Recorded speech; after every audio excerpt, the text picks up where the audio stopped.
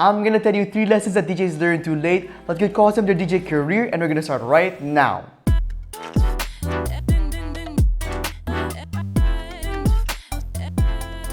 What's going on, everybody? My name is DJ Carlo Tendido, 2-time Red Bull 3-star DJ champion, and welcome back to another weekly DJ tutorial. Now, before we proceed with this video, I want to announce that I'm doing another weekly giveaway, and this week we're giving out a Pioneer DJ t-shirt. So if you want to win this super cool prize, all you guys gotta do are 3 simple things. Like this video, subscribe to this YouTube channel, and leave a comment down below letting me know which lesson hit you the hardest. The random winner will be announced at the end of next week's video, so stay tuned for that. And with that said, let's begin. So the first lesson DJs learn too late is that skills aren't everything. Rarely does it happen that a DJ will get fame, fortune, and gigs by being technical alone. Learning a specific transition or scratch or complicated DJ technique will not land you a gig in Tomorrowland.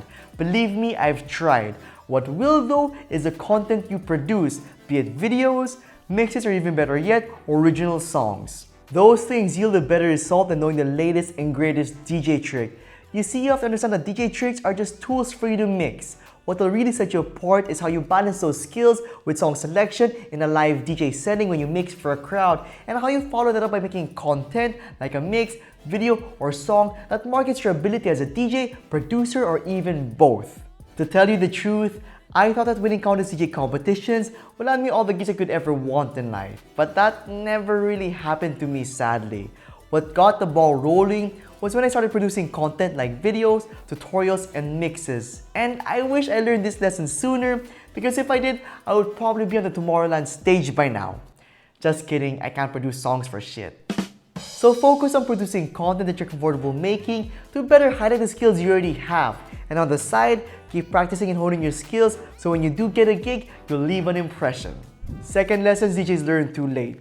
Having the latest and greatest DJ gear will not make you the latest and greatest DJ. It's easy to think that buying DJ gear or courses or books will make you a better DJ, but the truth is, they won't unless you put the work in. You see, it's not about having the best DJ gear that matters, it's about using what you already have to the best of your ability that does. If you're a DJ enthusiast that thinks you must have this controller or that controller to start DJing, then you're probably just giving yourself an excuse to not start DJing in the first place, because a real DJ will find a way to DJ beat with a laptop, phone, or even tablet. Saying that you need to buy this or have that is just an excuse for most people to not get started in whatever they want to do, because it's so much easier to blame one's lack of money than one's lack of work ethic to get started. At the end of the day, it's not what you have that defines your career or christens you as a DJ or producer, it's what you do with what you have that does. Third lesson DJs learn too late. Doing free gigs for exposure is not as bad as you think they are if you're doing them for the right reasons. And what I mean by this is that we always expect monetary value for the work we provide, be it a video, song, mix, or even a gig. And to an extent, that is 100% true and good. But when you're a beginner DJ just starting out, nobody knows who the heck you are, so nobody's going to pay you, and that's just the reality of things. And there are a lot of prideful bedroom DJs who won't DJ for exposure because they're prideful with the content they've made, the following they've grown, and maybe the skills they have. But sadly, these prideful bedroom DJs are ill-equipped with skills that really matter in the real world, like interacting with the crowd, DJing in front of an audience, and selecting songs in a live environment. And I personally think that these prideful bedroom DJs lack the right motivation. So I guess what I'm trying to say is that if you're in it for the wrong reasons, like for money, you will not go far. But if you're in it for the right reasons, like for the love of music and for the love of DJing, you will. So if you get offered a gig for exposure and you think that this gig can really help your DJ career in the long run, then think twice about it before you say no. Now keep in mind that doing too much free gigs is bad for your career, but saying no to a lot of opportunities that can help you in the long run is even worse. So we've made it to the end of the video, and now it's time to announce the winner of last week's giveaway. And that winner is...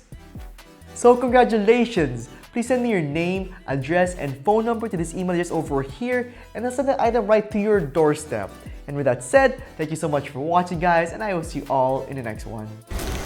I definitely suggest you guys to first use whatever you have with you right now. So if that's your cell phone, if that's your laptop, then use that. But if you really want to get started in DJing, what's the best thing that you can buy? Definitely whatever you can afford. Use whatever that is to get you where you want to go. Remember, at the end of the day, it's not the equipment you use, it's how you use it. Be it a phone, a computer, or like a crappy controller.